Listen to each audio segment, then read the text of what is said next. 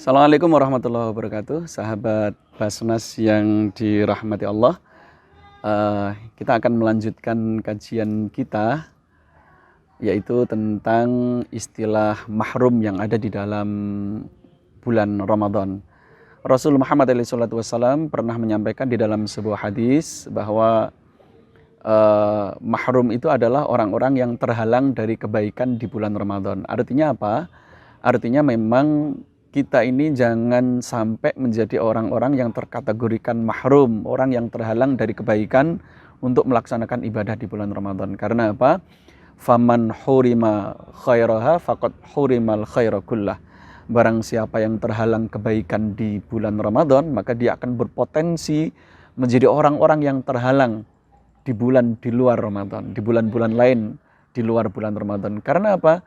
Karena memang bulan Ramadan itu adalah bulan yang dimana orang itu sebenarnya dimudahkan oleh Allah untuk menjalankan aktivitas ibadah dan juga kebaikan.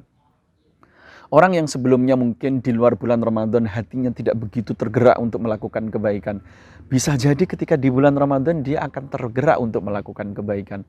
Orang yang kemudian di luar Ramadan dia kakinya merasa malas dan berat untuk melangkah menuju tempat-tempat kebaikan, tapi bisa jadi di bulan Ramadan kakinya menjadi ringan dan diringankan oleh Allah untuk menuju ke tempat-tempat kebaikan. Sehingga inilah yang kemudian di dalam sebuah hadis dhaif Rasul Muhammad SAW menyampaikan bahwa bulan Ramadan itu adalah bulan awaluhu rahmah. Awalnya 10 hari pertama itu adalah penuh dengan rahmatnya Allah. Mestinya seluruh bulan itu pasti dipenuhi dengan rahmatnya Allah. Tinggal manusianya sendiri dia mau mendekat dan mau menggapai rahmatnya Allah atau tidak.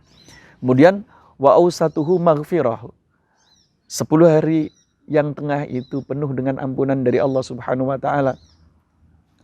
Kemudian yang terakhir adalah wa akhiruhu itqun minan nar. Akhir dari bulan Ramadan 10 hari terakhir itu adalah pembebasan dari api neraka. Para ulama kemudian menggambarkan betapa besarnya rahmat dan berkah serta ampunan yang diberikan oleh Allah Subhanahu wa taala, yang diturunkan oleh Allah Subhanahu wa taala di bulan Ramadan ini luar biasa, bagaikan hujan. Sehingga siapapun yang ingin mendapatkan percikan hujan, dia tidak perlu keluar main di luar hujan-hujanan.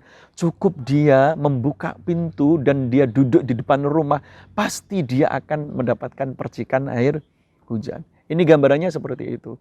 Apalagi kalau dia tidak hanya duduk-duduk di depan rumah, tapi dia langsung keluar, maka dia akan basah kuyup dengan rahmatnya Allah Subhanahu wa ta'ala.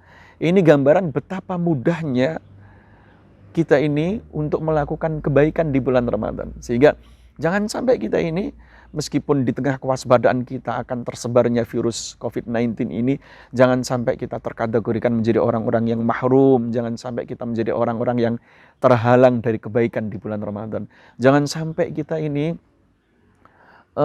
masuk dalam ancaman yang ada di dalam hadis ini, bahwa barang siapa yang terhalang dari kebaikan bulan Ramadan, maka dia berpotensi untuk terhalang kebaikan di bulan-bulan yang lain. Orang yang ketika di bulan Ramadan saja merasa berat untuk melakukan kebaikan, maka bisa dipastikan di bulan-bulan selain Ramadan dia akan semakin berat untuk melakukan kebaikan.